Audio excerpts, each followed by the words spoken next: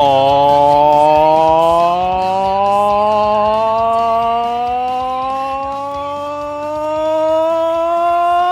yeah! Happy Comic Book Day, and thank you to Bad Mary for that too sweet playing. Welcome, all you four-color funny book aficionados. This is U.S. Comics Cast, Chapter 2, Episode 20.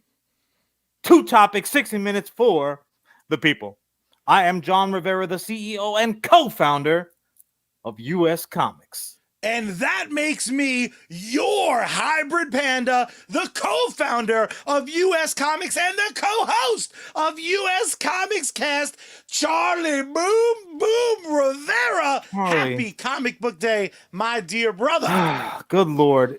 Solid 2 minutes in, Charlie just finished his own intros. But look, when you're looking like Kevin Pillar with your nose all busted up, I can't really hold it against you. How are you feeling, Sir Pollinator? I woke up this morning and pollen came into my home, shook me awake, and started punching me about the head, neck, and chest. And it like I owed it money. I don't think I owe pollen money, but like the WB cartoons Bugs Bunny, where like the smoke, the smells come through the house. It's like shaped like a hand, picks you up by your nostrils, slaps you in the face, takes your money, takes your wallet. It is not cool. And what's funny too is like I was feeling okay. Yeah. And I was like, I rock the nose strip. It lets me get some extra oxygen in, so I'm not making the nasty sniff noises the whole damn episode. I was like, I'll be fine for showtime. Hop in the car to come down to the studio, and Pollen was like, hey, yo, I told you to stay down. And Pollen was like, I ain't heard no bell. I spent about 15 minutes sneezing in my car. My dog looking at me like I'm an asshole. He's like, I'm trying to nap. Up already. Jeez Louise. But you know what? It's Comic Book Day. So how bad could I be? It's Comic Book Day all day. All day. And I don't know about you, but look, we're all maintaining a busy schedule. And there's been a lot of good news flowing, at least as far as I'm concerned. Like we're upticking. If we were a stock market property, our trajectory would be on the ascent. So there's a lot of like good news and whatnot, and also as well as we've been getting a lot of new content, like brand spanking new, which I love, because awesome. We're all coming off of a year of basically, I remember this. And for the most part, there's obviously exceptions, but for the most part, I have been into a lot of this new content. I literally just finished watching season 2 of Love, Death, Robots. Love, Death, Robots is that perfect show length because you fucking always want more. Like, there is never the feeling of like, that was just, you're always like, oh, one more bite. Yeah. So watching 8 episodes that range from like 10 to 18 minutes, you're like done. You're like, I'll just rewatch volume 1, I guess, and then back to back with volume 2. I prepped. You know how like a runner, long distance runners, they'll like carbo load right before they're gonna do a marathon or something like that. That's me. Whenever like the new iteration of something is coming, the next movie in a series, the new season in whatever, if there's a property or if there's something that I'm not familiar with, I will cheat and go and I'll read the what it's based on, or I'll get my hands dirty when I can. But this is one of those situations where we talked about it kind of upcoming, and I said, it's been a hot minute since I watched that first season, so I was ready to go. Like I had my notes, I was ready to go. And speaking for myself purely, and obviously for the upper echelons of US Comics, I loved it. I loved season 2. There again, I talked a little bit about it last time. What I love about Netflix is the same thing I hate. The people at Netflix aren't like, they don't put their hands back in the pot. They're like, here's money. We like your idea. Go. So for any time you're disappointed with Netflix, and you might be disappointed 3 out of 4 times. Sure. I just recently was. That 4th at bat is going to be a banger. Not sometimes. They're like, again, it could be as bad of an average for you as 25% of the time, Netflix is good. But when it's good, Well, you're exhausted. There's what? champagne and beer bottles everywhere. Just like a mess the next morning, like scratching your head. Oh, what did I do? They have to go to the. Do I have to go to the doctor? They say 300. 3 out of 10 gets you to the Hall of Fame in Yes. baseball, and I would say that Netflix is doing far better than that. Craig, mighty Craig, just checked in, and yes, obviously we do remember you, Craig. Feel free to join us. But yeah, I mean, I think that their ratio is far better than that. Like even if you look at the Marvel properties that they put out, not Yeah. everyone was a home run as far as I was concerned. But you know what? Their average was still very, very good. And just most recently, Jupiter's Legacy. I particularly didn't love it. You did, right? So we had a split decision there. So we Yeah. went to the third card. James checking in. What's up, James? So yeah, I think that their average is very, very good. However, the way that this show is set up allows for even more average manipulation that way. It's like if you were a pitcher and you only get a certain amount of at bats, and you're like, how is this guy hitting 800? Well, because he only hits like once every 4 months. Yeah, it's like pitchers that are just like Like I'm not even talking about starters. I'm talking yeah. like bullpen, pitchers. Like they hit. He's got the bat, and he turns because he's going to catch one in the face, and it hits him. Sorry, Pilar. I didn't mean that. I'm sorry about the hit in the Not face nice. reference. Not nice for our comment section that's checking in on Facebook Live right now. I didn't break my nose.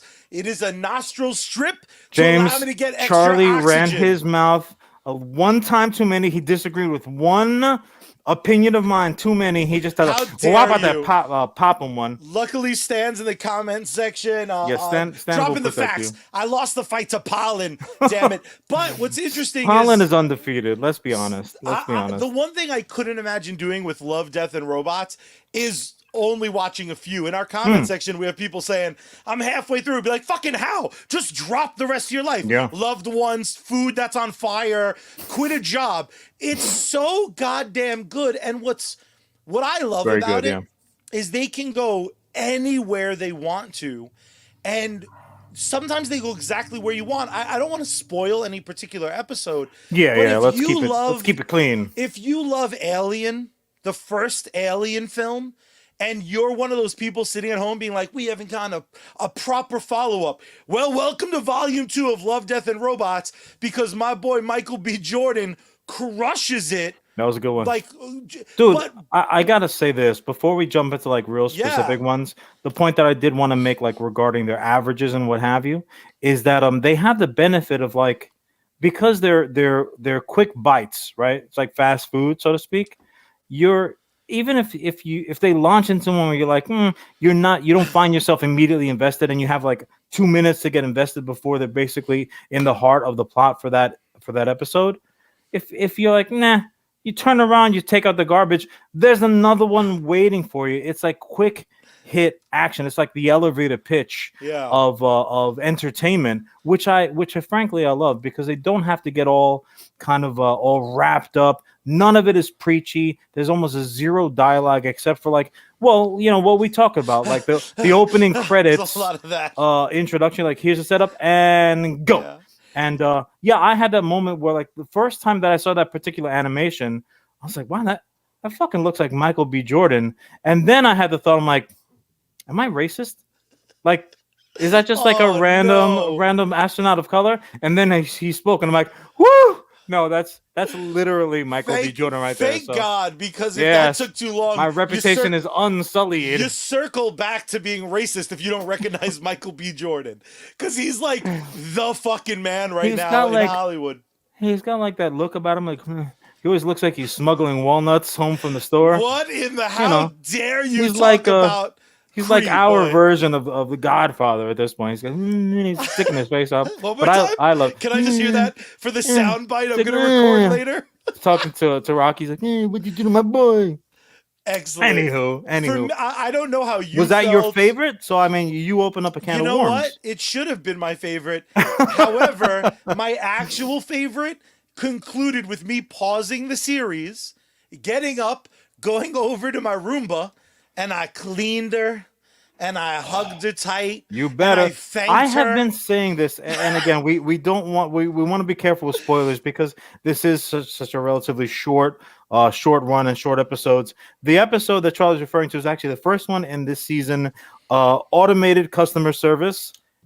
Folks, friends, Romans, nerds, countrymen, lend me your ears. I have been saying this to everyone who will listen, and some people who won't. Be nice to our AI. I won't even reference her by name because she will start yelling at me.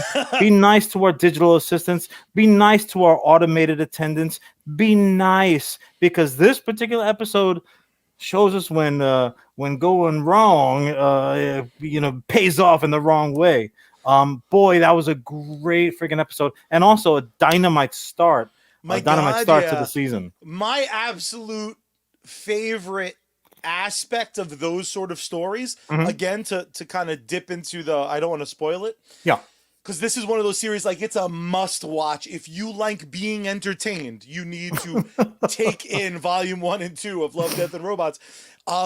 What's really funny about it, though, is I have a pitch for the show, because in Charlie, all of stop these, using this platform I'm to trying to get get a better job I'm than trying to get this. paid. What's wrong with you, man? The Netflix Love, Death, and Robot podcast coming to you each and every Wednesday over at hybridpanda.net. No, sincerely, Wrong. Just I'll wrong. just give you the elevator pitch. I want to do like a Terminator type story where Mm. robots have taken over and robots hate all humans and humans need to be eradicated because we So pollute the every earth and we're episode, pieces of shit. literally Pretty every much. episode. Except there's one little helper, Charlie, who all the robots love because he was very polite to Alexa. That's the whole episode. Like, these robots are killing people, but then they're like, high five me. They made me eggs. So Like, I wouldn't be just their, so that we I'd be like have their pet.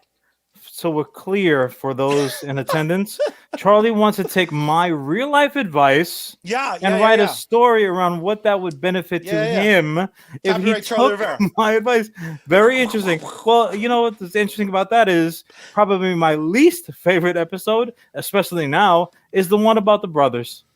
The Oh, brothers, where one is like got augmented, and again, we want to be was it because like spoiler the free. younger brother does something cool for the older? You're like, that would never happen. No, No it's younger because the brother younger in brother was history. like, "Oh, you know that thing that advice you've been telling me about? I'm gonna go ahead and do that, and then I'll have superpowers, and I'll run around, and there'll be like fucking giant frost whales jumping all around me, and you're probably gonna die." So, I literally, high five. I watched that one and I was like, it's about Son of a time bitch. the baby brother got the Whatever, long, dude. flowing, beautiful hair. It was Some- just like us. What was really neat I've too? always said if one of us was augmented, it would be like me because I'm better than you.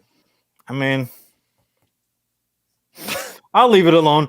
So one of the interesting things for anyone who's not familiar with the series is that in much the same vein as say the Animatrix, each episode is in a different artistic style, which I love it. I love it. I love it. I can't get enough. Some of these, whether you like really caught up in the story of it all, like Michael B. Jordan's, for example, was relatively straightforward by comparison to some Yeah. of the others, but visually there were some moments, quite frankly, where I'm like, that just looks like some real shit. That's a different planet. That's really a spaceship. Yeah. This is really, What was the budget that they spent on Michael B. Jordan freaking to space? unbelievable. I'm like, look, man, COVID protocols are no joke, but you had to send this dude to space. Damn. But so yeah, so your Roomba one would be your favorite. Is that what you're saying? Just because there's a billion subtle things in it, but Yeah. it really does just start with someone being like, I know better than everyone else, and then that person got. It is- Eventually, I like to think we'll get there. You know what's interesting about that one too is even with the brief description, it didn't go where I thought it was gonna go. And you know how I am. I'm like, oh, just please, as long as the dog is okay, I don't care what happens to humanity. If you want to rip up every tree outside, like just let the dog skate. Also, what I love about, like you said, each episode Yeah. is done by a different studio, done in Yeah. a different style. All That different group. style, when I first saw it, I was like, I don't like it this much. Mm. 30 seconds in, I'm like, this style is they Well, look like the it looked like Pixar. it looked like Pixar or like the brisk claymation commercials. Like, that's brisk, baby. Oh shit, a robot. Like, I just Uh, almost like Celebrity if Deathmatch. Claymation Rocky Balboa was there, that episode would have been like 3 minutes. It would have been over. Yeah, there would have been, and it would have been like all of the potential bad guys would have gotten wiped Yeah, out. yeah, and the robots would have progressively gotten bigger and bigger. Like the first one's just Roomba, and then like by the end, he's fighting the refrigerator. And it's like not a robot refrigerator. It's just a cooling box. What was Just your shooting favorite? ice at him.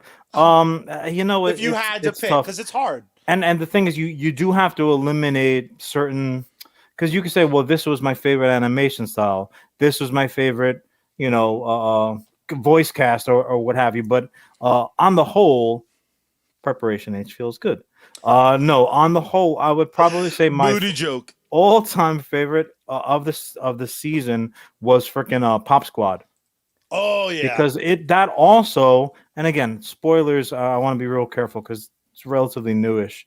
um that also felt like, to me, that could have easily been a reroute over some other properties that we've seen out there. All I'm going to say is that there's a guy, and he made some life choices, and he starts questioning himself, and and meet some people that make some life changes in mind. Some friends become So- enemies. Some enemies become So friends. it was one of those episodes where I could easily see that as like an in between chapter to certain other entertainments that we've gotten, but this particular happening is not one that we've been fed before, and also that animation style was perfect for that particular Yeah. story. That's the thing that I walked away from. Yeah, they're different. Oh, Sergeant Finesse checking in.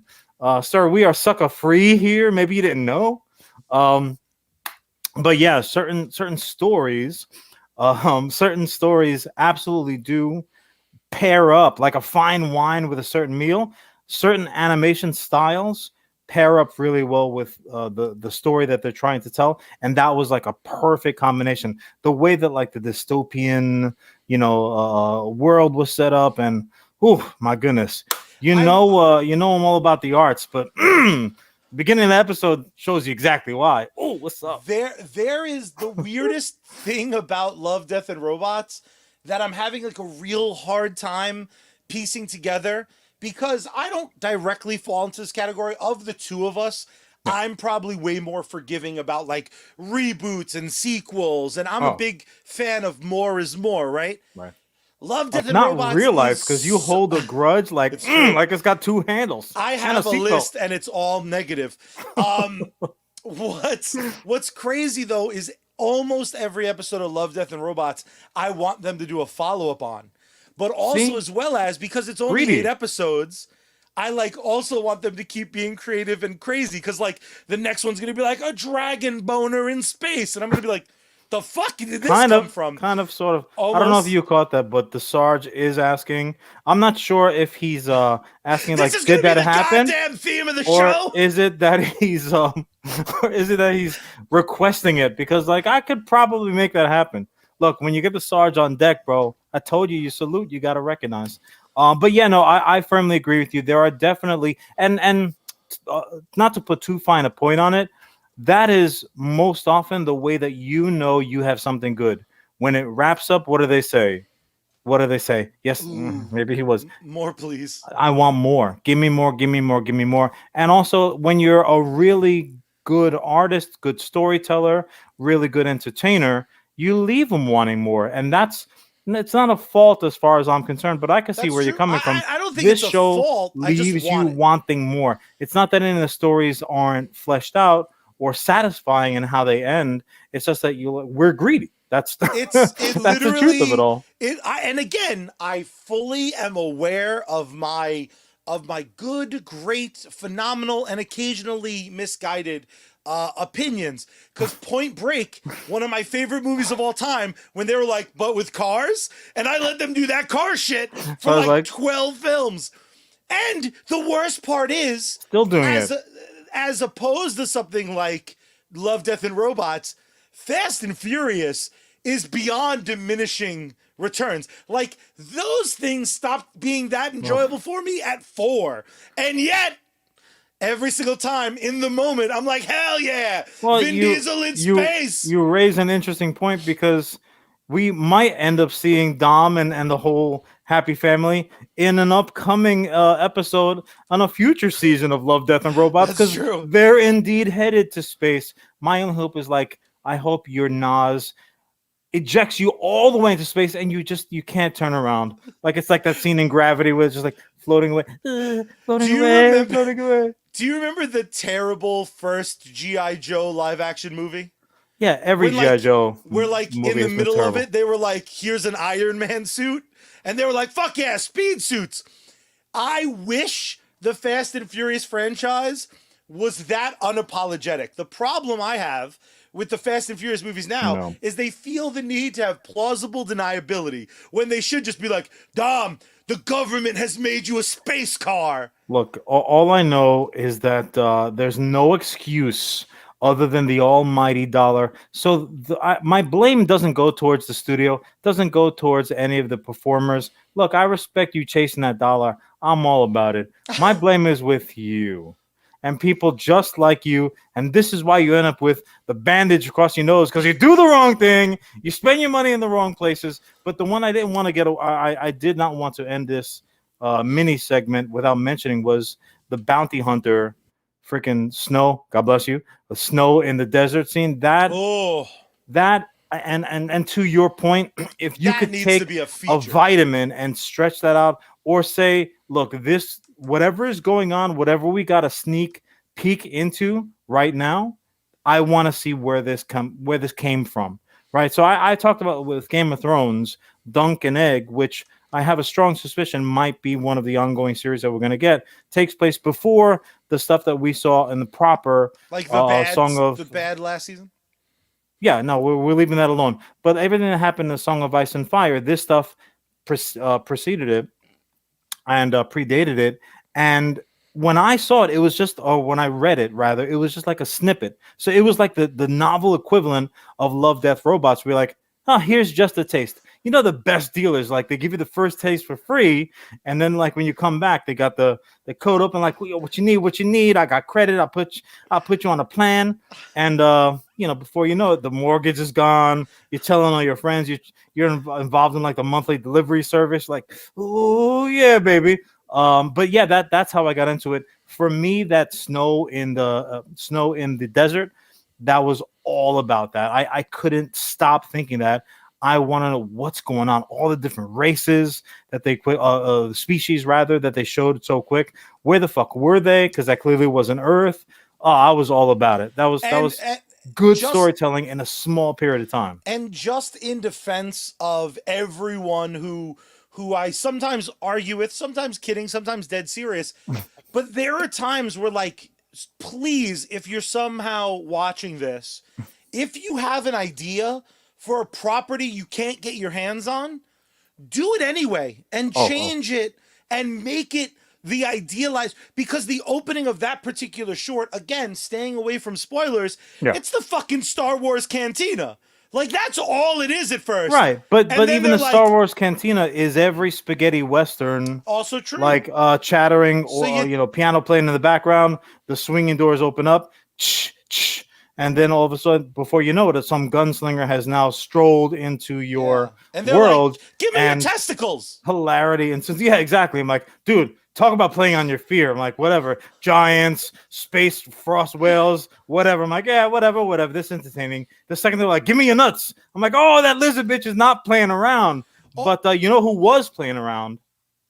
who? That jawless son of a bitch liar, and I am talking about George Lucas himself. Now that we've named the cantina, you know why, Charlie? Do you know why? Why, my friend? George Lucas was a liar because Han shot first. Put him up. Clinky. Clinky. Knock him back. Oh boy. Double gulper. Woo! All right, my friend. Are you ready for me to start your clock? I mean, at this point, we may as well start my clock. Time has begun. There. What you got? What you got this week? Definitely did not touch any buttons right there. We all saw it. So Sky. I want you guys to keep them honest. Again, we all have a lot going on in this life, in these COVID days. And I'm no exception. So this weekend was a full one for me. I worked, I did my thing. And just this Sunday, we had a beautiful memorial for our Aunt Millie, who sadly had passed away. But the thing about it is, anytime there's something sad like that, and healing in its own way at the same time, there's one thing that you cannot say is untrue or is debatable, and that's when you see family. That's the healing, right? Seeing family, that's the salve on the burn, that's the strip across Charlie's nose when he can't breathe. It's the heal. So seeing family really helps me personally. Now, one particular family member that I haven't seen in an ass's age, Mr. Paul Arroyo, who's indeed one of our cousins by way of our other cousin, Joanna Arroyo, whose mother we had the beautiful memorial for. She hosted it and did a beautiful job. Our Aunt Millie, may she rest in peace. But Paul and I spent the better part of that get together, fully ignoring everybody else and just talking shop. We were talking comics, we were talking movies, we were talking podcasts and social media and we ran the whole gamut.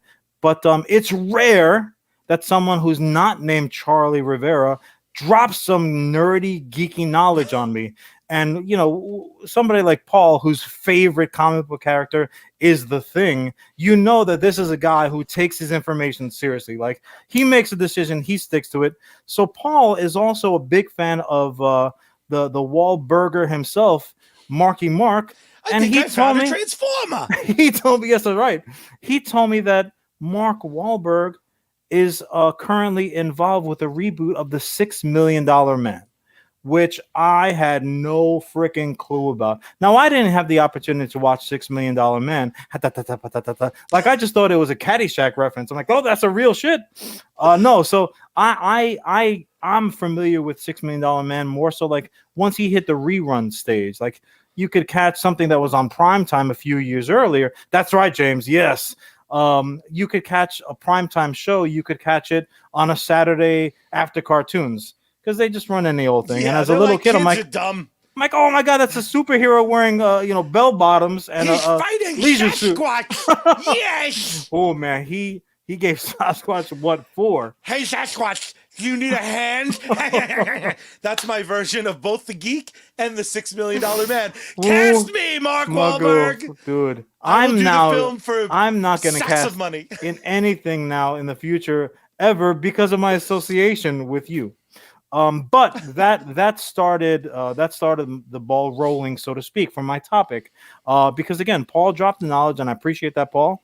Guys, check out Joanna's cooking show over on YouTube, Joanna Arroyo. Check it out, subscribe.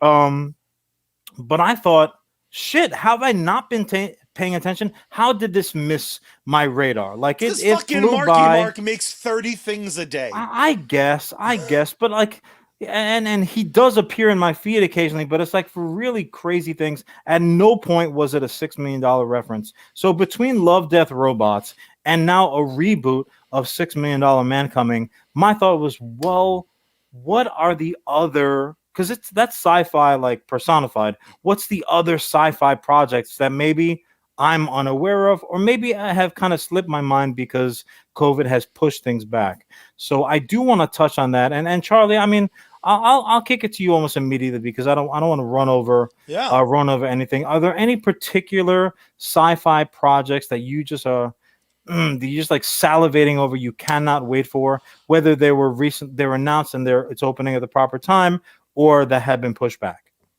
I think my problem is I try to take in so much of this nerdy shit. Yes. I'm always hearing about things, getting excited, and then immediately getting disappointed when it's canceled. And a lot of the times, it should be canceled. Like, the world doesn't need another Knight Rider, but like, I kind of need another Knight Rider. And I've had like 9 attempts for people that weren't also working Baywatch, and they've all been fucking terrible. The last Knight Rider thing I saw was called Team Knight Rider, and they had 2 motorcycles that became a car through technology magic. But that might have been like a fever dream of yours. That sounds pretty crazy. For my money, I just think there's something in that concept, but not a series. I feel like you can get in and out with a great, like almost like I a little bit hate when other people do this, but since it's my idea, why not do one that's a little fucking cheeky? Like do a 2 hour movie the same way they did 21 Jump Street, but with a fucking Oh, talking car. Like, like a yes, wink and a nod to the audience. fucking like I Nick don't Kroll mind is the telling you, car. I fucking hate that idea, and I would not spend not even a good wooden nickel, especially for the fact that there's so much good material indeed coming out that really is kind of like self-dependent. So I'm just gonna run it down real quick. I don't know if any of it catches Yeah, your yeah, yeah. attention, but one of the first ones for me, especially because of the two leads, freaking Chaos Walking. What's That that? one, all right. So I Chaos don't think I know Walking, Chaos Walking. Tom Hiddleston, Spider-Man, Yeah. Daisy Ridley. So there, and hilarity ensues. Like what do you say? It's like the post-apocalyptic type thing. A sci-fi. Again, these two actors, sci-fi. Look it up. There's already Fuck trailers yeah, I'm in. out Oh, there. it's like soon? That's exciting. Yeah, there's trailers. I don't know if I guess I'll go ahead and give Morbius a sci-fi tag, even though it's like Yeah. I mean it's a vampire, it's a little horror, but it's also in the superhero genre. I mean, But it's in the I'll say Venom yes. universe, so there are no rules because you Well, could have yes, Venom without a Sony Spider-Man. just clearly does whatever they want. You can have a Venom without a spider on his chest. You can do anything. So yeah, we'll call it that. La la la, freaking Free Guy. We've been waiting for forever, Oh, and we're finally getting it. What a brilliant concept. Free Guy. I'm all about.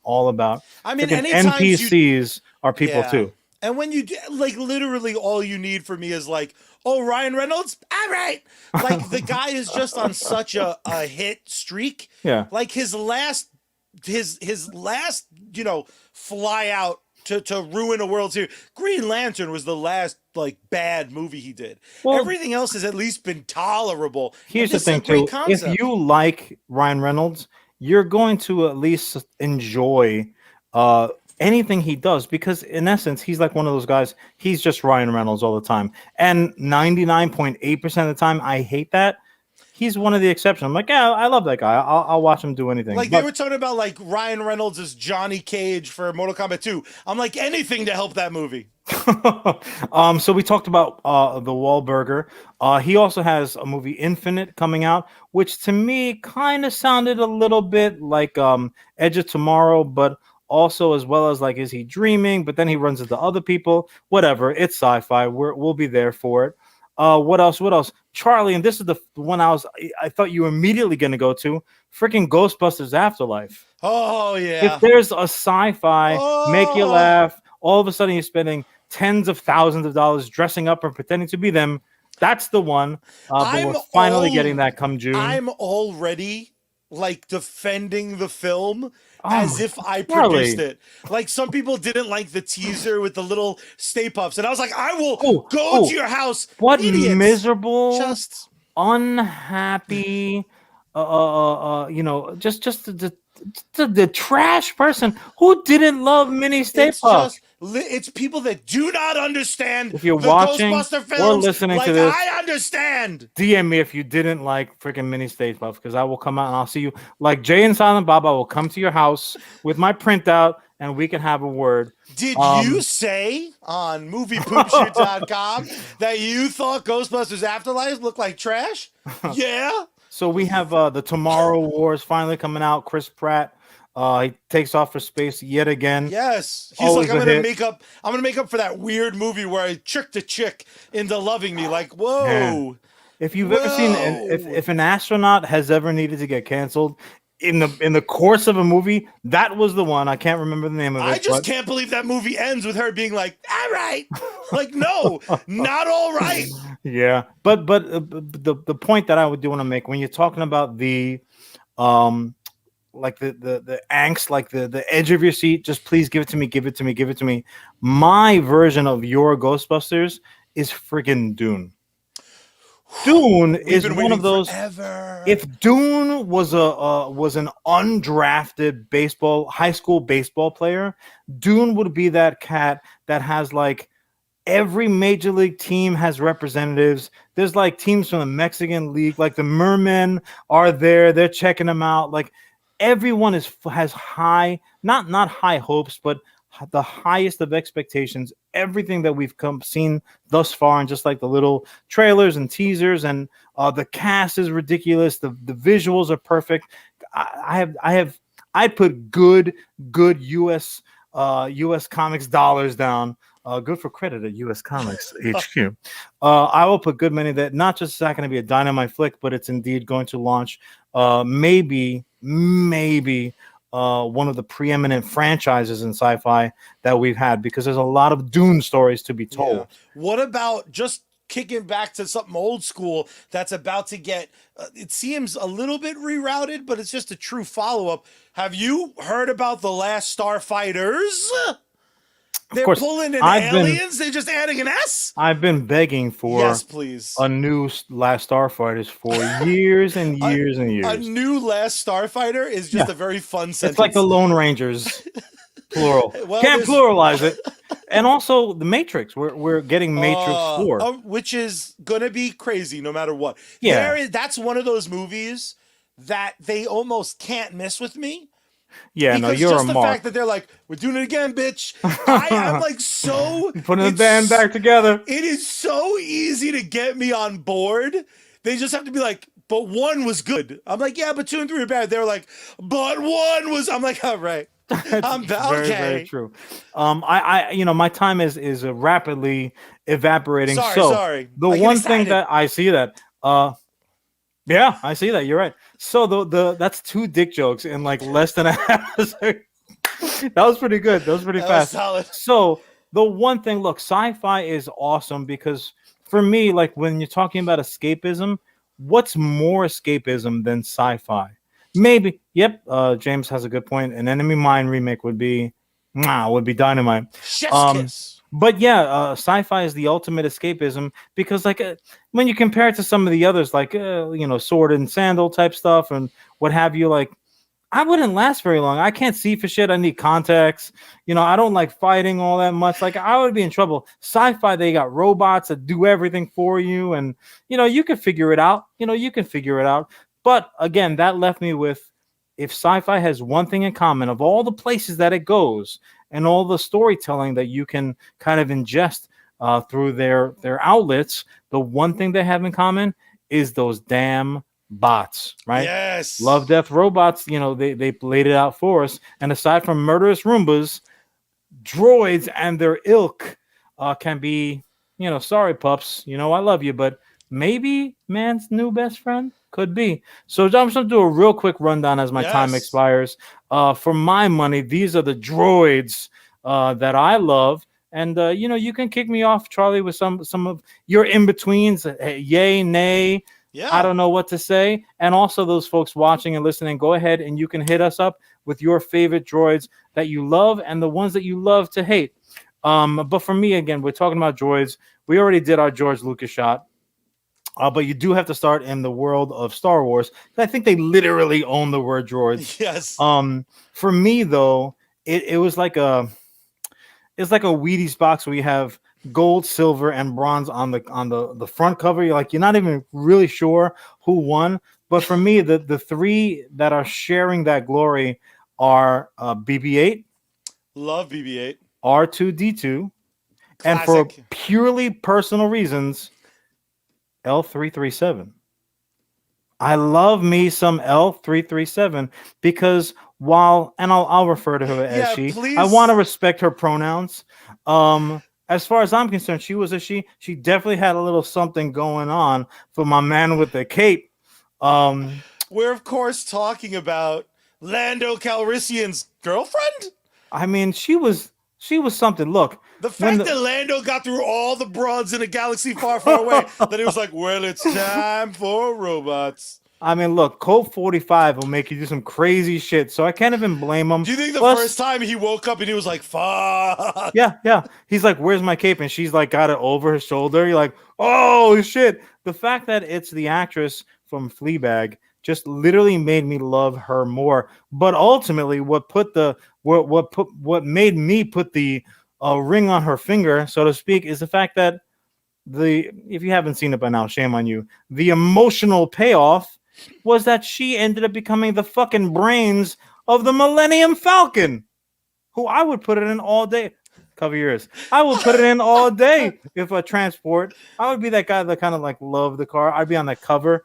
Definitely a Star Wars special edition. Favorite droid, top of your head, real quick. Well, favorite droid just because I love to hate him.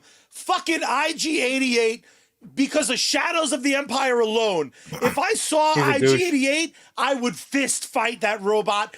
Dome head son of a bitch. Looking like a Pringles can with screws attached to you. Fuck you, IG-88. It's bad enough I had to do the damn hover train level. Now you're just gonna fuck with my day? Fuck you. Yeah, he's got all kinds of issues. You know, Latino Sasi, we have to stick together. Charlie, Mr. Bending Rodriguez. Come on, dude. Where does Bender stack up for you? Dude, Bender might be the one I would most likely want to drink with once. Yeah. I want to party. I want to party with Bender once, and then I'm going to change my identity so that motherfucker doesn't come and ruin my life. All right. Well, another one who had to make my list, but is actually somebody who I would chill with him just because he irritates the shit out of me so much. And also, as well as you can get away with throwing a backslap to a robot every once in a while because you can apologize. And if you need to, erase their memory. Fucking Johnny 5. Oh, Johnny 5. It's bad enough that you have one of to fight. Yeah, you're racist number one. Like, that was the first hint. You did one of the worst brown faces in movie history. Like Johnny 5 and Johnny R. We're gonna have to throw down. Yeah, and also as well as I'm gonna have to throw it out. My little dude looking like a mushroom from Mario Brothers. Charlie may not have ever actually seen him in action in his real life. Fucking Twiggy from Buck Rogers.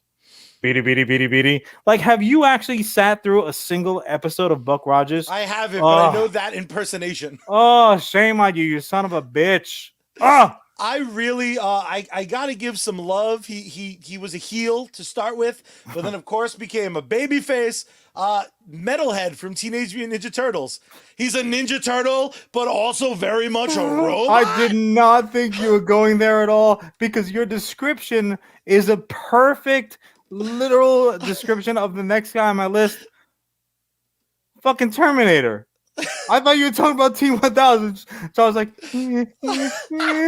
and Charles like, yeah, the robot turtle. Oh my god. Well, what about Sonny from iRobot? That's a robot you can chill with. Like, that's the guy who, like, you can call when you've had too much to drink. He'll pick you up in his own car. Will take you to go get your car the next morning. Sonny was all right. Sonny's just a good dude. He can throw the wink and everything. The one problem is I feel like Sonny from iRobot, his like best friend and kind of his dad was like, you have to kill me. And he was like, all right. Well, like, there was very little like, whoa, let's talk this shit out. I'm a killer Pop, robot. what's going on? Like he's just minding his own business. He's drawing. He's like, so what now? Oh, throw you out the window? All right, cool. Yeah, just you fuck. Well, also, as well as you have the Iron Giant. Like, he's just a lovable big dum-dum. Like, if there's a Lenny of the robot world, that's him. Like, he definitely had some dead animals in his pocket for sure. What about I have to give, and again, this probably doesn't actually count. So let me. All right, I'll be the judge of that. Throw it out there. Yeah, we love to see you fail. Like the Megazord, it's 5 robots. No, he comes walking. Because he doesn't have a brain? Is that the logic? He's a fucking he's a car, he's a vehicle. Dude. He's a car. Fair. The worst part about it, he can't even fit into the mini spots. Like, he's one of those dickheads that has to park in 2 spots over the line. You're just trying to get through Costco to get some vittles. You're a dick. No, comment section has a lot of love for K2SO. Which was also the same actor, good old Alan Tudyk. Is that how you say that name? I always close enough.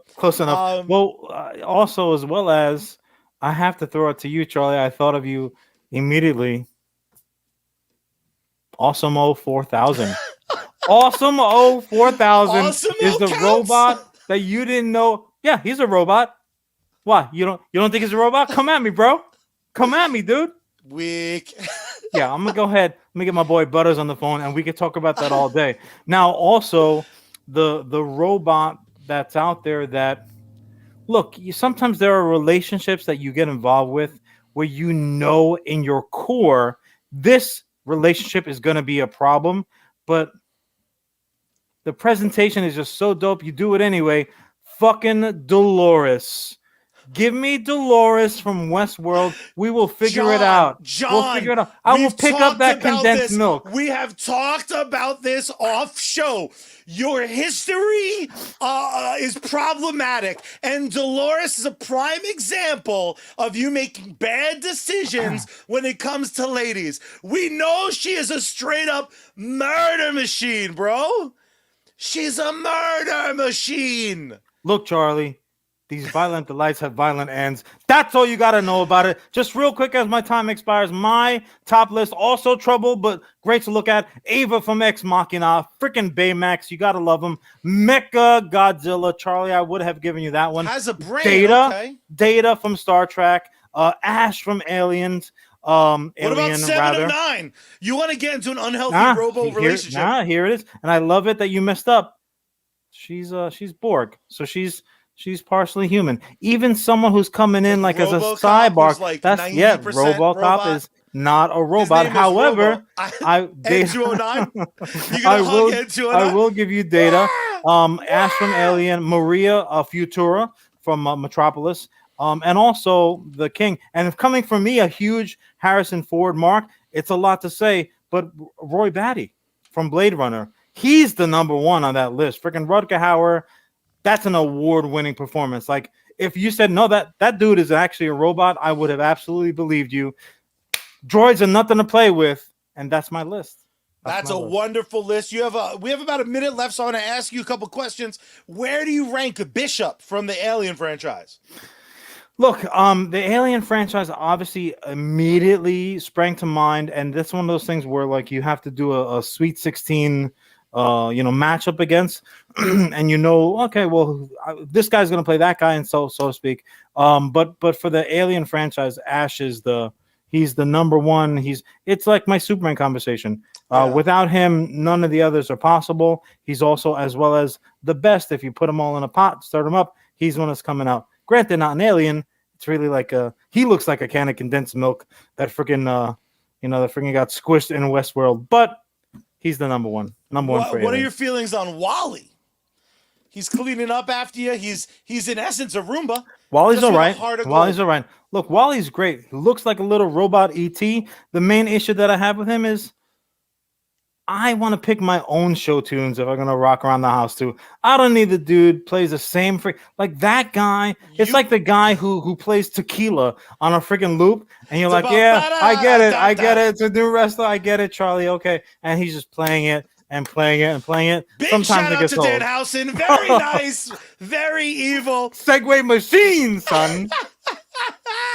And with that, ladies and gentlemen, keep it going in the comment section. We want to know your favorite guys. droids and droid-like creatures. Droid lovers. A lot of love for some interesting ones that are maybe debatable. Let's continue the conversation all over our social media, which you can find over at US Comics HQ. Everywhere you can find social media, we're there. And we're ready to yell at you about how you're wrong. Make like Hulk and smash that like button for days.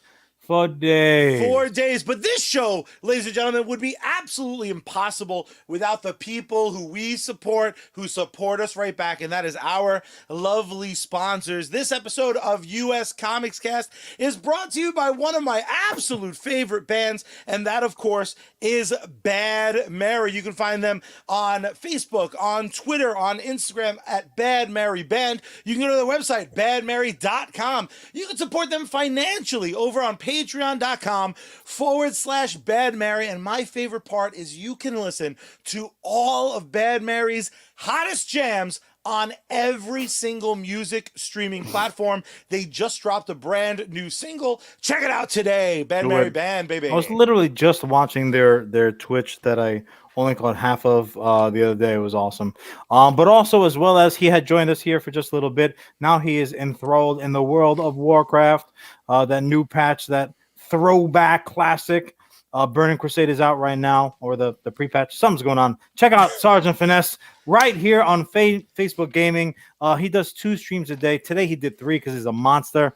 Outstanding gaming content, supporter games, giveaways, contests. Do not be a sucker. Trust me, do not be a sucker. Check him out today. Throw him a like, a follow. Consider becoming a supporter. It's mad cheap and it's worth it. If you need to pick me up, follow the white rabbit over to Charlie. Drop a bunch of shit. SneakEnergy.com.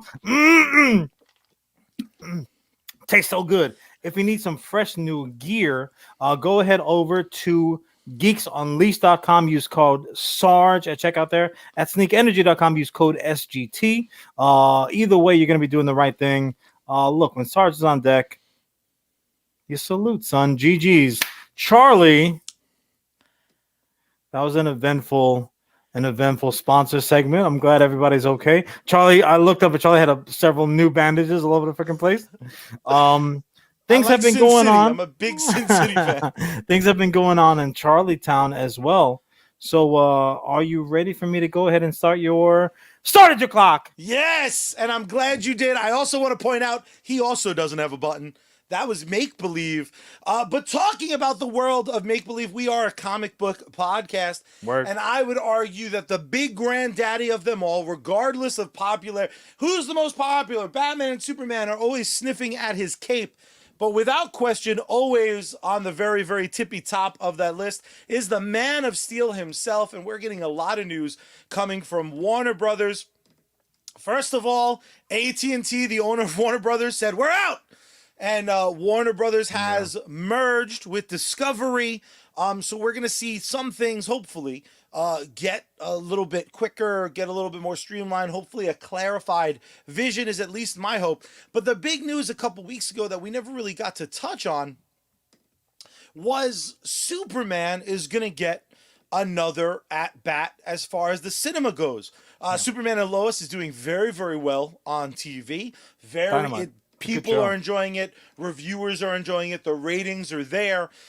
But Superman's an interesting character. When Man of Steel came out, a lot of us were expecting a full Superman trilogy. And very quickly, Snyder turned that into like, well, let's get Batman involved. And now let's get the Justice League. And there's a large audience that has been clamoring for more Superman. Specifically to the point... In Henry Cavill's house, you mean? Like that large audience? Well, Henry Cavill actually had to turn to his social media late last week to tell people like, hey, relax. It's going to be all right. Now, there were some personal rumors. Yeah, it was like relationship stuff. But also, it was very much about like, we won't accept any other Superman other than Henry and that kind of nonsense. Guys, take your tribalism and go home. Like nobody cares. Just stop it. 100 years old. We're gonna get what we're gonna get. However, something very, very interesting that's been rumored for a long time was that we were gonna see a black man grab the Superman S and throw it on. Now, a lot of us thought a couple things were rumored. One of the rumors was one of my favorite humans of all time, Adonis Creed himself, Michael B. Jordan, was apparently going to be the Man of Steel, but specifically Calvin Ellis. We know that he's involved, right? We know that he's involved. His production company, right? Right, the production company is involved. The words Calvin Ellis were never uttered by anybody. Very true. On that, like on the production side. We as fans immediately leapt there, right? We went to Calvin Ellis. We leapt to Val Zod. Even the Earth D characters were bandied about. At no point did anybody think that it was just going to simply be like, you know, clearly looking around your office, you're a toy aficionado, right? So when you have a good sculpt, you're all about it. And then like, oh, but here's a brand new one. And then you look at it and you buy it and you're like, you know what? This is just a repaint. None of us thought, no Superman heads, or even just comic book fans, DC fans, Marvel fans, everything in between. I don't think anybody thought, well, they're just going to throw out a repaint, so to speak, of that particular figure. Oh, you like Storm Shadow? Here he is in blue. Except, I don't know, like that's the fear right now. Yeah, and well, the what we're referring to is Warner Brothers made the intentions relatively known that most likely, and I hate to talk in generalities, but this is how they talk. Yeah. More than likely, this is still going to be Kal-El's story. It's just going to be a black man portraying Clark Kent, Kal-El. Then other people, or some people, have reached the thought that it's going to be Kal-El, but if Kal-El, who's black skinned, lands in Kansas, like he may not go to the Kents, like Clark Kent may not be part of it. And it started a very, very, like, obviously we take all the But mouth that's Calvin breathers. Ellis. Like, what are you doing? You know, Like, again, truly, I I'm, hope somebody on, even like in the mail department, somebody at Warner Brothers, please hear this from people who are invested. yeah. And I What are just want to you make it, let's take doing? all the mouth breathers and let's put them in a box. Let's lock the box, chain Put up the box, nasal strips on throw them so they throw can breathe that their nose. motherfucker into the ocean. Because I don't want to talk about the ridiculousness of weird, low key, like racist energy or people being like, not my fucking Superman. That's not the point I want to make. My question to you Yeah. is, how could they be so blind when every time they let Superman have the spotlight, they feel the need to radically change him? They hate that he has underpants on the outside of his tights. They hate that he wears a blue more like my shirt than navy. They constantly are trying to reinvent the look and feel of Superman to the point where we haven't had a real Superman adaptation since Chris Reeve. So the idea, there are some people that have been Well, Brandon advocating, Ruth. yeah, which was like a sequel to that franchise. Yeah, it was The like a tweener. Yeah, it was almost like a reroute, kinda, not really. My question to you is, since they fucking hate Superman so much, Hmm. and I'm even gonna put aside, and we can talk about it if you want in a second, but I'm even gonna put aside that, like, yes, fundamentally Clark Kent as a character, Kal-El, lands on Earth. He's a fucking alien in a country town, so he's always an outcast. Yes, there is even more of that if he's the only black kid in town. With that being said, we haven't seen the Clark Kent story, like little kid Clark Kent dealing with feeling like an outsider. We haven't dealt with that in such a long time that you're gonna tell a modern story and People he's also black. It's kind of like he's people don't poor don't and want has it one leg. though. That's the reason. Like, just so, because you brought up a couple of points Yeah, and please, please. bundled them together. The bundle, it's a bundle. Sorry, I have progressive, so I always pay attention. Um, you're throwing around terms like they don't like him. I don't think that Touche. that's actually accurate. I don't think that they necessarily care, right? There's not an affinity, but there's no acrimony either. What I really think that it is that they're desperate and to try to figure out, as far as they're concerned, how to make him relevant, right? So Snyder, for everything that he did wrong, and I I want to be very, very clear, Snyder's Superman is not for me, right? Like Mr. Horse said, no sir, I don't like it. Now some people love it. That's fine. That's great. That movie is for you. And apparently, Snyder is just putting out every director's cut of every movie that he ever made. So you're going to be very busy in the upcoming months and maybe years. But that being said, what he did was he gave us a Superman as a set piece, right? As a platform for telling a larger story that, in his mind, I think, was the answer to what's going on in Marvel. But that's actually not what Marvel did. So Yeah. that would have been the equivalent of like giving us Iron Man first and then making Iron Man um, like almost like an immediate villain, or not relate, where the fact is Iron Man had his own adventures, right? If it was a comic book equivalency, he had his own title, right, his Yeah. own issues, and then also, as well as, there's his appearance in the Avengers. Poor Superman in the Snyderverse never had that, and you can go backwards from there.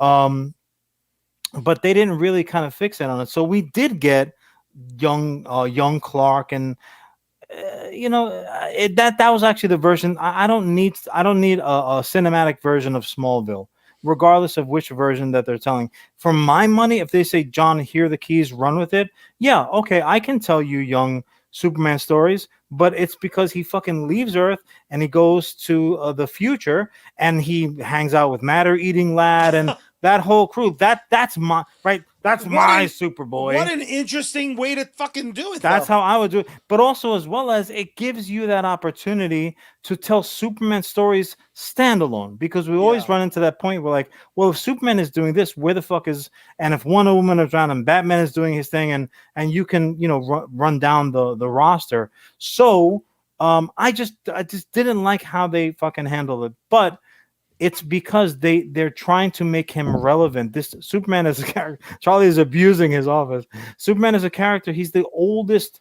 He's the first superhero, right? First comic book dude, and he comes from a time that looks nothing like the time that we're in. So you can't really, in their mind, I think, can't get away with it. So like, oh, here's Superman, and now you're dealing with Is riots, and you're Yeah. dealing with COVID, and you're dealing, like, how would that be relevant? It would require a real Rivera, I mean a real gifted writer, to figure that all out and put it on the screen. Just from a pure fan point of view, Hmm. is there anything less fucking interesting in 2021 than putting another Superman on the big or little screen who's like, I'm a fucking outsider, emo shit? That's Batman. You have the Batman coming out. He has the running mascara because emo's not dead. Like, you have characters to tell those stories.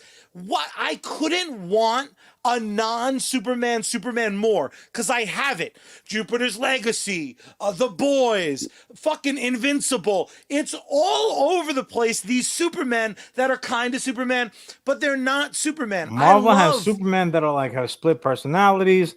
Marvel has Marvel has several Supermen, Yeah. literal fucking analog And characters that and it's are supposed just to be Superman. this thing where I don't see, because you can't really do a black Superman movie without addressing his race, Of but course. also it can only really be addressed in one direction. Like if you told me that they were going to do What do you mean? and I've talked about this before, but if you did a whole DC universe where like all the colors were flipped, so everyone's black, Yeah. that's at Or least interesting. that's in that Earth D. I Like think basically, so. well, it's not that they're all people of color, but they're other races than how Yeah. we know them, And it's just regardless like of what it if you is. want that, but that's like that can be some. I just can't help but feel like it's a little racist that they're saying, and I don't think on purpose, but it feels weird to me as a Latino. It feels like patronizing almost that they're like Superman black. Here you go, because we didn't Yeah, really write a ton of it's great that's black called heroes. That's called pandering. That's the reason why you feel that way. You feel like somebody's giving you like a little pat on the head and then a little push on the tush, and like, go about your merry way. Look, we've talked about this before. This is just a this is a delivery system to telling to making a point, right? Entertainment is elevated to art when people's heart is inserted. So you can make like a movie about anybody punching a hole in the wall. I challenge you to flip through the channels all one time all the way through and not see that visual. There are plenty of super people out there in all different iterations, but Superman is a very, very specific story. Now, myself personally, I don't care what color his skin tone is. It's all about who he is as a person. And the fact is, and this is something that we also kind of touched on in the past, where DC does do their version of what if. Um, and the complaint was always like, well, you can put who we know as Superman in all these different scenarios in like an imagine if type of situation, and he always ends up being Superman. Yeah, that's exactly the point. Whether it's Red Sun, with like whatever, like you could put out all these different versions. So ultimately, it doesn't really matter whether his skin is white Yeah. or black or olive colored or green for that matter.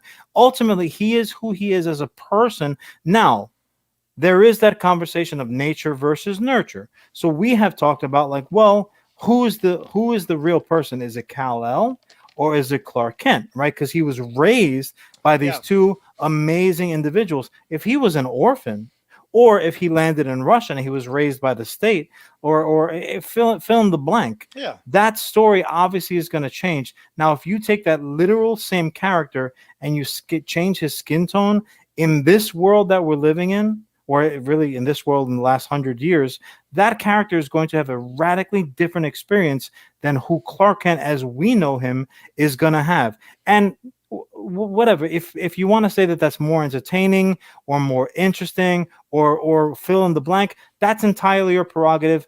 You can think that, feel that, and you're completely justified. It's an opinion. It's yours. Have it. Own it. It's No wrong, one but can like take. you can have it. Well, I wouldn't say that it's necessarily wrong. It's that's how they feel. People's opinions for the most part are they're informed by something. It's Yeah. either their experience, what they've seen, what they've been told. Fine, that's fine. What it really is, though, without question, Charlie, it's a fucking ripoff. It's a ripoff to characters like Calvin Ellis. It's a ripoff to all these different iterations. Look, you want to tell a black Superman story? There are other black Superman stories to tell. Did fucking Steel get the raw deal with my man Shaquille? I wouldn't say it to his face. I would maybe Did play you him rhyme that on in like a purpose? That was not on purpose, amazing. but sometimes it's got to flow. He his free throw percentage was better than his performance in that fucking movie. That was atrocious. That was Yeah. atrocious. So you've got Steel. Look, what about now? Now here's the thing, and this is ultimately what when you brought up the topic, and then I'll throw it back to you, and you can run with it. What this is going to do, if this is indeed true, because this is still for we haven't really seen like an official. And This is how now it's going to and be. now AT&T's out of the picture, so who knows Who the knows? disruption. Who knows? But let's play this thought out. We're getting a repaint, right? For lack of a better term. We're just getting a recolor of this character who people know as established as a particular thing. Um, at the end of the day, what's gonna that's funny. What's gonna happen is when you refer to this character, Charlie, what are you gonna call him? Black Superman. Black Superman. Is anything in the world more fucking insulting to a character, fictional or real? Oh, Black Superman. We don't call John Stewart, Black Green Lantern.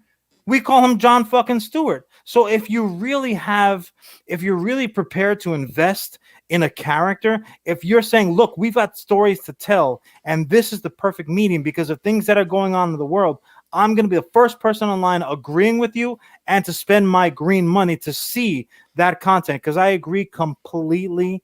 Completely, Black Lives Matter. These stories matter. Representation, that all matters absolutely. But you are cheapening it if you just simply give me a fucking Storm Shadow with a repaint because Storm Shadow is Storm Shadow, and these other characters are separate characters. They're valid. They have stories to tell. If And you want to yeah. make a point, if you have something to say, do it with these established characters or come up with something completely fucking brand new. Don't try to repackage something and pull the wool over my eyes. Don't I pander. I think what's interesting too, and I think this is part of the reason that people like you and I get so passionate about things that are other people find disposable. Hmm. It waters it all down. Because I think if this movie comes out, you first of all, I think it's inherently insane. I think it is fucking wild to believe that anyone thinks Kal-El, Clark Kent, either of them are more known than Superman.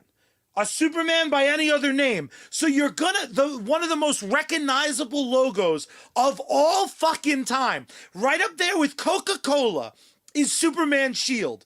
A repaint of his shield will not affect anything you get from it. How do I know? Chris Reeves, every single fucking Superman poster for Chris Reeve was a silver version or a crystallized version of the Superman shield. So no matter what, you get to call him Superman, right? The He Calvin is Ellis Superman. aspect, he Yeah, is he's Superman. all you do by using another character or steal, right? Or if they were to do a Red Sun adaptation, again, the hammer and sickle kind of making us. My point is watering down Clark Kent Kal-El Superman to force him into something that already has momentum behind it. Right? You get the rub from being called Superman because everyone fucking knows Superman. Oh shit, he's black like Clark Kent from Smallville? No, it's a whole different story, a well-defined story, a story that nerds love. So you're gonna get them. You're gonna get a crowd. The minute you put your leading man as a black man, there is a certain audience that wants to come out and support it, especially if they hear it's good. But then so now you get the nerds, you get the people that are just going because it's Superman. You get the people trying to support because it's someone who isn't white with blue eyes for once on the movie poster. It just it drives me insane that they're going this whole fucking extra distance when there's a straight path to whatever you want. I get why you may not want to use specifically steel because again, the minute you drop the Superman, Well, you lose a little, but you still even with that you get the crest. Steel requires certain things Like to Superman to happen. exist. Well, yeah, because obviously it's not Venom. But you can also have that character appear. That's the beauty. I want to break it down. We got a little preachy there. That's the beauty of extended universes. But so in a circumstance like that, you can introduce characters like a slow feed, right? Like a, like an online game is kind of like doing your updates slowly but surely, and before you know, you have all this brand new concept. Which, by the way, Red Dead is getting live pretty soon. Ooh, baby. But if you're gonna have like a situation like the Batman, so at this point, like the Joker, we have no idea if that's gonna have further legs. I would argue it shouldn't. It's ideal. It's perfect as it is. That's one of those rare times where less is more from Charlie too. Like It's even I'm like it's too far. fine. It's fine. But greed really comes into play. So if you have a story that you want to tell, ultimately at the end of the day, that's the most important thing. If you think that, okay, well, casting a particular performer is going to put butts in the seat, do your thing, man. Make your money. No one here is going to argue with that. And whether you're saying, okay, well, we need a character, an actor of this persuasion or that persuasion, then you know what? Then the story has to be written around that. Do your thing. Knock yourself out. If I had that money in the bank and I can make a Superman project, guess who's wearing the cape and drawers? This guy, and you're gonna have to figure it out. You didn't just he get loves coconuts. Yeah. He does not eat beef Wellington. He's a vegetarian, which, by the way, folks, Superman is indeed current continuity a vegetarian. So suckers wise. But that all being said, I can make it make sense. Absolutely. Yeah. That's because you care. Don't try to reinvent the wheel. You want to make a movie about a black Superman? Knock yourself out. Yeah, there's plenty of source material to do so, where you're gonna get the people who they just want to see something different. Now you have something different. You have comic book heads who you want to satiate by using continuity that exists. You've got that covered. You want to have star power? Fucking Michael B. Jordan. There's no bigger star other than maybe Tom Cruise that I can think of off the top of my head. You have all these things covered. There's no need to simply repackage, because what it's going to look like is laziness on your part. And worse, last thing, and then I'll let you go, Charlie. Yeah, my time's the worst thing about it is if it doesn't work, it's going to allow them to be like, well, we tried. Yeah. We tried. Ghostbusters, we tried to make an all-girl team, but no, everybody hated it. No, everybody hated it because it sucked. Yeah, and it was a bad idea before it ever got started. God forbid, and I'm using that in those strong terms because that's how I feel. God forbid they take it in a stupid direction like we're talking about now, might be the way that it's taken, and it ends up being a flop. they're gonna be able to throw their hands up like, well, fuck it, we tried. What are you gonna do? Yeah, That's bullshit. It's a bullshit. It's an easy it out. is bullshit. Son of a bitch! I'm going into overtime. Take that down. You take that down, goddammit. No, here's my only point to double down on what you said, and I promise I'll make it quick. Do your thing, man. They've already done it. So what I mean by that is when the Justice League Unlimited cartoon came out, they realized there was a lack of diversity. They looked at the roster and they went, white, white, white, white, white, white, white. Fuck. Who do we bring in? Oh, there's Which character this. Was fuck. It was the Puerto Rican guy. They were like, there's this lesser known Green Lantern named John Stewart. When Justice League Unlimited came out, John Stewart, some people were like, this is bullshit.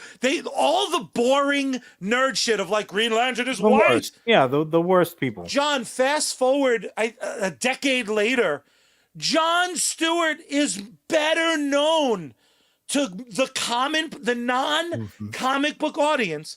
John Stewart is like everybody's favorite fucking Green Lantern, to the point when Ryan Reynolds got announced as a more interesting character. Anybody who knows the Green Lantern Corps, especially the human ones, yeah, he's the most interesting one. He's fucking awesome, and he like instead of making giant boxing gloves, motherfucker's making a Gatling gun. Apologies, like he's Reaper apologies outside of Gardner, U.S. Comics. Because Guy Gardner was kind of like beautiful mullet. But he was like a punchline. Right, and right now we have the Green Lantern Corps content coming, and like there's casting announcements, and that's great. But Guy Gardner is a punchline. Fucking John Stewart is no joke. Yeah, and the great thing I love about, and again, I will get on my soapbox, because the amazing thing about John Stewart again is that he is proof of concept. If you want something, if DC the films wanted an Arab character, there's a Green Lantern for that. If you want a Latina, there's a and it doesn't need to be Helen instead of Hal Jordan. Like, you don't have to fucking go this long distance. Take someone like they did with John Stewart and fucking elevate them into the mainstream. My very last point, and then we're wrapping up. Yeah, wrap it up now. Was fucking John Stewart got so popular that when very popular at the time, when Green Lantern the film came out, and they were like, we cast Ryan Reynolds. Everybody loves Ryan Reynolds. Fucking at the time, the internet was like, where the fuck? He's not black. Why is John Stewart a white guy? Oh, really? Like, it went the fucking other goddamn direction. And how great would that be? How great would it be if they did a Calvin Ellis movie and it got so good that when they returned to Kal-El, people were like, who the fuck's Kal-El? Calvin Ellis did X, Y, and Z. Well, that's what you can do if you not to put too fine a point on it, but his name is also Kal-El, just without the dash. Coming from a gentleman that has a dash in his name, I can tell you that it does count. Look, I think we made the point, and we did make the point, and it was a brilliant point because we're a brilliant podcast. Now you know why Charlie has the bandage on his nose. My dear brother, the CEO of U.S. Comics, John Rivera himself, the second greatest mind in all of comic book world. I, of course, am your COO of U.S. Comics. You can find us on all of our social media at U.S. Comics HQ. Make sure you tell a friend. Make sure you like. Make sure you subscribe. Drop the comments. Watch the show multiple times. Do it on mute. I just want to see those views go up and up all over Twitch, Facebook, and YouTube. But my dear brother, there is only one way that we end this and every episode of U.S. Comics. Why don't you tell the fine people? It is so simple, and it happens quick. First, you got to turn the power on. Then you got to turn the volume up. Then you got to, tune Bad Mary and open up the window wide and scream out into the night sky. Save me, Space Girl. We finally out.